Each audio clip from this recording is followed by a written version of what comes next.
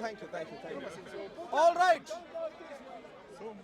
My dear friends, after the clown show, now we can talk about serious issues. Jesus Christ crucified, salvation. We have serious issues that we have to deal with in our land.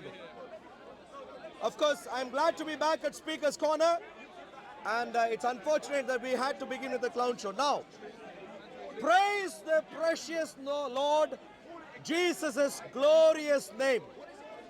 And let me start off by saying this. In our nation right now, there is a big battle that is going on for the very soul of our nation. There are three particular worldviews trying to compete to take over the soul of our nation.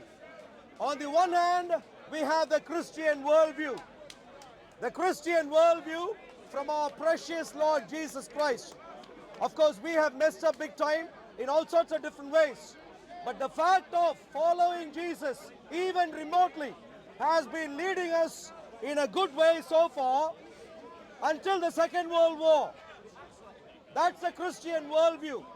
And on the other extreme, we have the murderous death cult, the Islamic worldview, trying to take over our nation. And somewhere in the middle is the worldview which is dominating our nation today, which is essentially anti-Christian atheism masquerading itself as secularism, trying to dominate in the last many decades in our nation. The battle is raging for the very soul of our nation. And my dear friends, time is running out. It is time for us to return to Jesus Christ. In Jesus Christ, these three worldviews, my dear friends, are incompatible with each other. Like I said, the Christian worldview, the anti-Christian atheistic worldview masquerading as secularism, and on the other extreme you have Islam, any version of Islam, trying to take over our nation. These three worldviews are not compatible with each other, and Islam is vying to take over our nation. Islam is vying even at Speaker's Corner. Look at the clowns over there, the Shia Muslims shouting out the name of Muhammad. Look at these clowns, every single one. Look at the clowns over there, the Islamic apologists vying to have dominance even at Speaker's Corner. And what do they have to promote?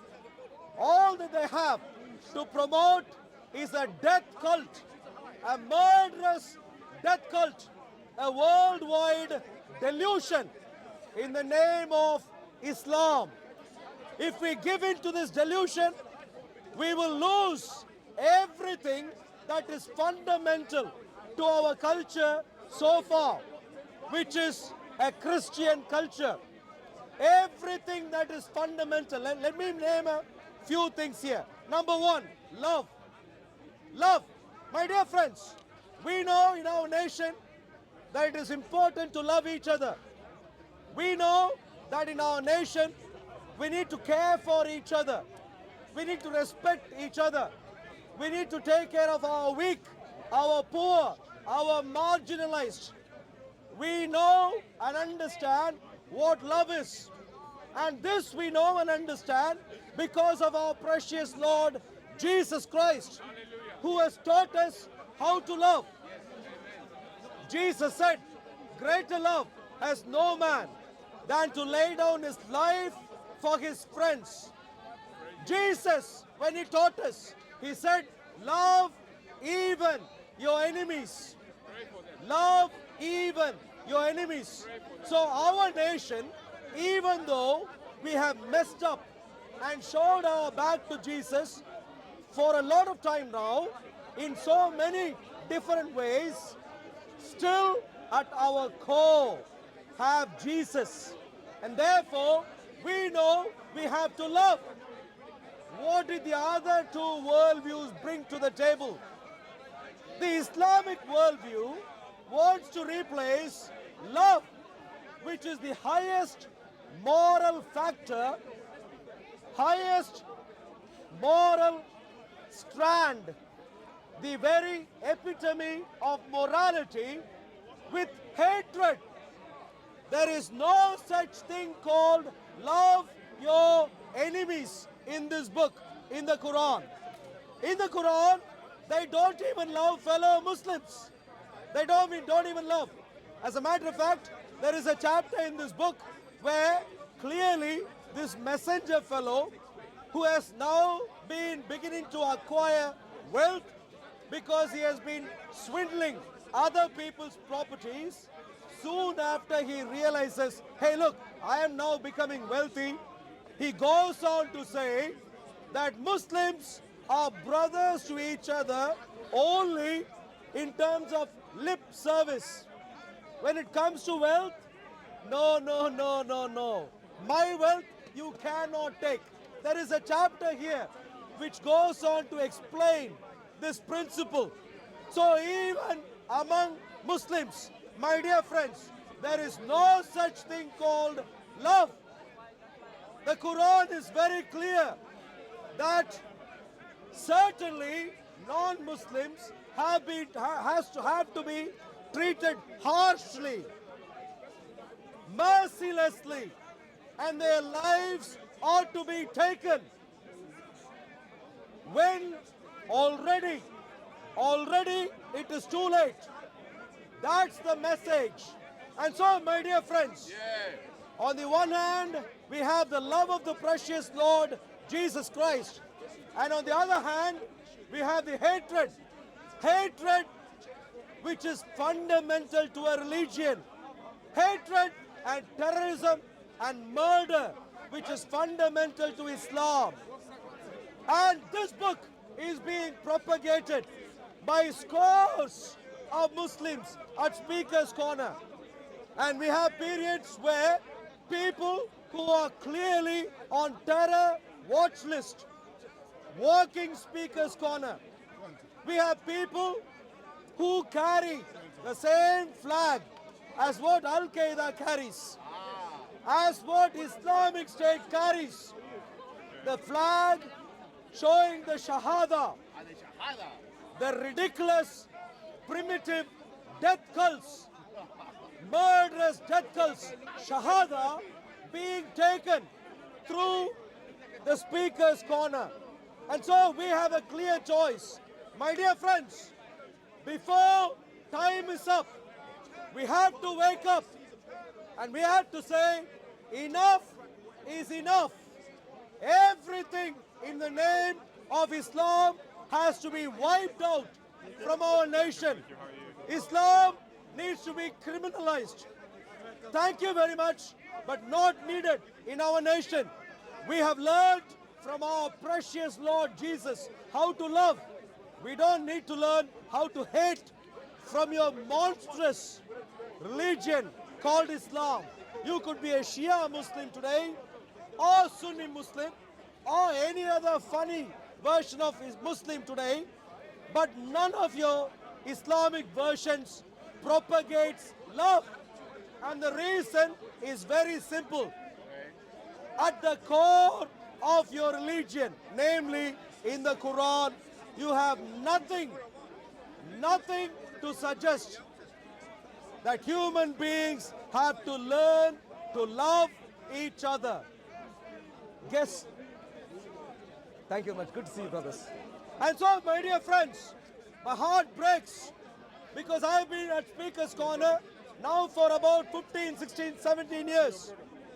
And I can tell you very honestly, there have been times when here at Speaker's Corner, only Christians got up on a ladder, apart from the people who propagated politics. Only Christians got upon a ladder because only Christians have a message to communicate, which is the good news of Jesus Christ. The great news that God loves human beings, even those who reject Him. He loves and He cares for and He wants to redeem. So, at the heart of the Christian message, you have a God who loves and a God who wants to save human beings.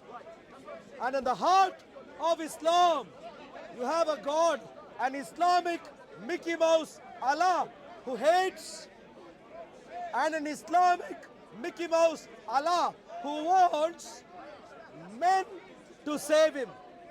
Whereas with Jesus, we have God who saves human beings. With the Mickey Mouse Islamic Allah, He wants men to save him. And so, no wonder, my dear friends, across the world, terrorism has been monopolized by Muslims. And make note this point clear in your minds. Politicians have been tricking us for too long now. Politicians and various other leaders, including our own monarch today, King Charles, are trying to cheat us. Keir Starmer, our Prime Minister, is trying to cheat us today. All for God knows what benefit. We don't know. We don't know what is going on behind the hood. We simply don't know. But all of them are trying to cheat us. We need to bear in our minds clearly a very simple point, my dear friends. What is terrible across the world today is not Islamic terrorism. Please pay attention carefully to my words. What is terrible across the world is not Islamic terrorism. It's not Islamic extremism. It's not Islamism. It's not political Islam. No, none of them. You know what is terrible across the world today? It is mere Islam. The name is simple. The name is not Islamism, as if it's an ideology which is held by only a few people. It's not Islamic terrorism, as if again it is a motivation that only a few people have. It's not Islamic extremism, as if only some extreme factors have this in their minds, but it is rather plain, simple, vanilla Islam. Islam, at its core, in the Quran, anyone who reads the Quran and who understands the Quran carefully will know it is only a little bit more time before they can really show their full form. And the mask is slipping. You might have come across on YouTube of people who stood in elections not long ago, who were behind the hood in private meetings, smirking and saying, "We are here to take over the nation." That's what they were saying. And the mask was slipping. They have realized that it was perhaps a little bit earlier than when they should have done this. They were utterly foolish to let the mask slip a little bit earlier than when they should have really taken the mask off. But thankfully, because the mask has slipped early enough, we can all wake up. Today, in our nation, still, according to the last census, about 50% are still people who recognize ourselves as Christians. Self-recognition. I am not saying that everyone who recognizes ourselves as Christians today are truly Christians. That's not what I'm saying. But I'm glad that around 50% still think we are Christians. And so to those 50%, my dear friends, I have a humble request. Wake up.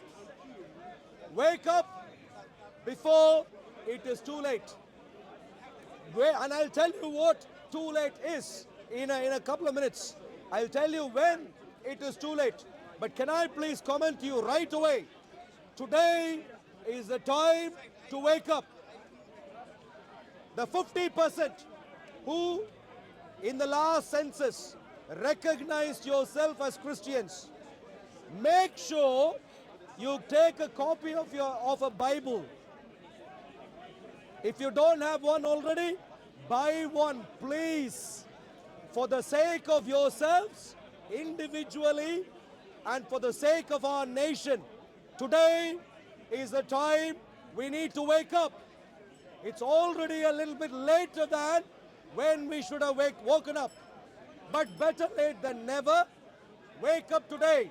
Get a Bible. And note carefully, we have our Christian issues to sort out. For example, we have drunkenness in our land. People are given into alcoholism.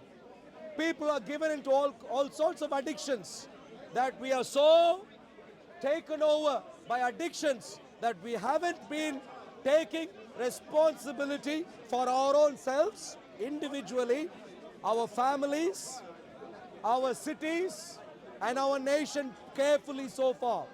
But may I please comment to everyone, better late than never. Get a Bible. Please begin to read that for yourself. For those who want more information on how to read the Bible, how to understand the Bible, at Operation Stephen, we are going to begin a Bible study rather soon. A very simple to understand, simple to get on top of the Bible, not your religious education at school. RE at school has been a tool of propaganda. RE, religious education, at schools, put the precious Lord Jesus and the nasty monster Muhammad at the same level. How stupid must this be? Wake up. Jesus defines what love is. Muhammad defines what hatred is. You can't have polar opposites in the existence of the history of the world. And it takes tremendous delusion for us to say both are spiritual leaders on par with each other. Wake up. Give up on Ori. My dear King, my dear Prime Minister, wake up before it's too late. If you don't wake up, my dear friend, we are not dependent on you. You could be a king today. You could be the Prime Minister today. But may I please comment to you, the Bible makes it clear. God of the Bible can remove kings and make some others kings. God of the Bible holds the hearts of kings in his hand.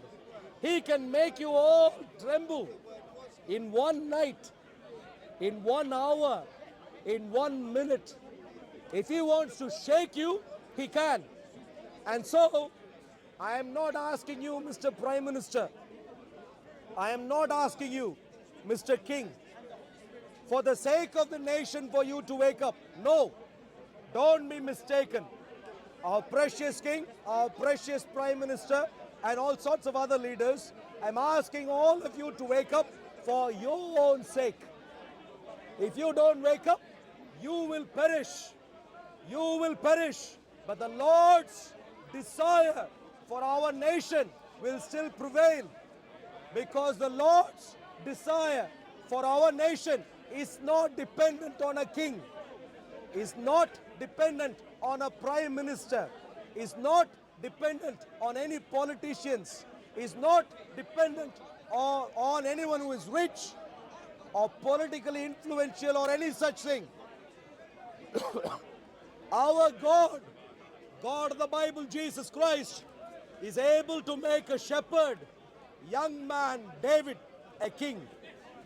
Our God, Jesus Christ, is able to make simpletons into marvelous leaders, including Nigel Farage.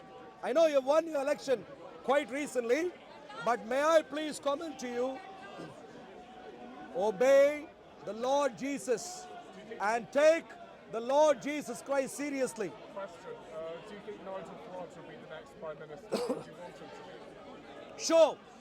So our lovely friend Lewis here has a question. Should Nigel Farage be the next Prime Minister? No chance, says our friend from Scotland. Let me tell you very clearly, Mr. Nigel Farage. Mr. Farage, let me tell you very clearly. Clearly you won an election. Congratulations. Best wishes. Manage the councils carefully. Keep good work up. But note carefully, unless you serve the Lord Jesus Christ, we don't need you. We don't want you. We don't need you. We don't want you. We're not dependent on you. Nigel Farage, we still have time. The next election is 3.5, 4 years from now. 3 years, 3.5 years from now. And may I please tell you, the Lord does not need even 1 full year or even less to raise up our next Prime Minister. The Lord Jesus Christ is able to raise up a Prime Minister out of a faithful Christian. A faithful Christian even in the last minute. So Mr. Farage, if you want to be that Prime Minister, begin to become a Christian. Make sure you are able to clearly say Islam is evil. Don't play politics with us. Don't do Tory 2.0 with us. Please don't. Please don't do any of these with us. And if you're watching what I'm saying right now, and if you want to be a political leader, any one of you, if you're faithful Christians, my dear friends, I would like to invite you all to become politicians between now and the next election. Through God's grace, whoever respects the word of the Lord, the Bible, could be raised up as mighty leaders of our nation. People who will be able to stand up and say, our nation's values are Christian, or from the Lord Jesus Christ at its core, not from secularists, not from some fancy pants, PhD scholars, or political leaders. Clowns we don't need. Who we need is the precious Lord Jesus Christ.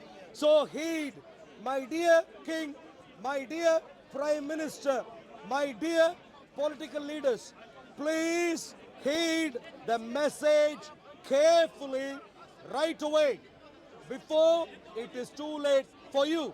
Now let me return to what I was saying earlier. Love. Jesus Christ taught us love. What did Islam teach us? Hatred. What is the current day anti-Christian secularism? Current day anti-Christian atheistic movement which masquerades itself as secularism teaches us, we don't know. Love, what is that? We haven't got a clue. Go and ask the prime ministers of the past. They haven't got a clue. Go and ask our king currently. Read his Resurrection Sunday message. The guy is a perfect combination. Our lovely king is a perfect combination of ignorance and evil. Ignorance and evil. Combine them good. You have a perfect recipe for destruction. And that is why we as the people of our nation have to wake up right now and realize we are not dependent on our king. God bless him, but until he repents, we are not dependent on him. We need to take the destiny of our nation in our hands with the help of our precious God and Lord Jesus Christ. Love, hatred, and atheism, don't have a clue. Second value. What did the Lord Jesus Christ teach us? Truth. Truth, reason. Truth, pursue truth with reason and have liberty in the process. Don't force anyone. If you don't want to follow Jesus yet, no problem, take your time. We will not force anyone to become a Christian, because that's not how Christians are formed. That's not how Christians become Christians. Christians are people who are convicted of their own sins and understand a holy God and repent for the sake of their own salvation. And so we will not force anyone. We follow the truth and we follow reason and we give people liberty to follow truth with reason. That is what our precious Lord Jesus has taught us. And that is why we have freedom of speech, or we should have freedom of speech. Of course, our Prime Minister doesn't even understand what the definition of freedom of speech is. And therefore, he shows up before Donald Trump, the President of the US, and he says, oh, in the UK we have free speech. What utter nonsense. In the UK today, we should have free speech, which we don't have. My dear friends, if we follow our precious Lord Jesus, we would and should and must have free speech in our nation. And at this juncture, I want to remember a lovely person. He's not my personal friend, but this lovely person, a young man, namely Tommy Robinson. I'd like to remember him. You know, my blood boils every time I think about him. My dear friends, Tommy Robinson, what is his crime? His crime is to speak what he considered to be the truth out and say, look, Islam is destroying our society. That is his message. He should be rewarded, not punished. He should be given any title that you might want to give him, not put him in solitary confinement. And so I remember him. And he is a good thumb rule to have in our nation. May I please comment to you, Keir Starmer, Prime Minister, if you don't listen to the precious Lord Jesus Christ and repent and try to implement genuine free speech in our nation, you're going to be in deep trouble. Not with me. Not with me. I am a mere human being. But with my precious God, Jesus Christ. See how he has made you fail in the council elections right now. But bear in mind, it's only a start. And Nigel Farage may appear to be a winner today. My dear friend, if you don't take up the Lord Jesus seriously, all of you are going to fail. Only those who lift up the name of Jesus will begin to win in our nation, and we will rise up through God's grace as simple human beings.